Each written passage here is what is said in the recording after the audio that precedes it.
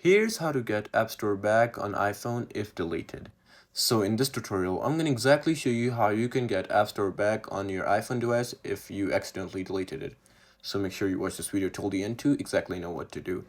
So the first method is very simple. Just need to go to your app library. If your App Store is deleted and you can see it, just go ahead and type in App Store.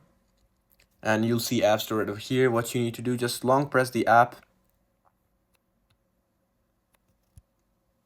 And yeah, here we are. You'll see the option of add to home screen. I already have it on my home screen, but once it's deleted, it will show you the option of add to home screen. But yeah, you just gotta go ahead and add to home screen and it'll show up.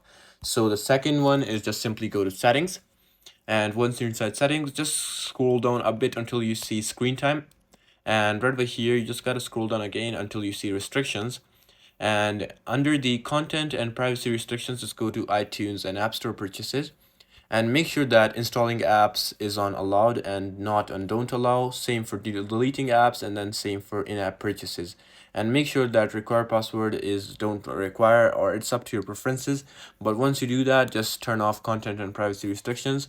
And after that, one final step, if you still can't see App Store, just go to your general and then just simply press on reset your iPhone and press reset and reset your device. Just press reset and do reset all settings, and then just simply you're good to go after that, and you should be able to see App Store back on your iPhone. So yeah, this is pretty much it on how you can get App Store back on your iPhone device. So I hope this video actually helped you out. Please do leave a like, drop a comment, and subscribe to this channel. I'll see you in the next one. Goodbye.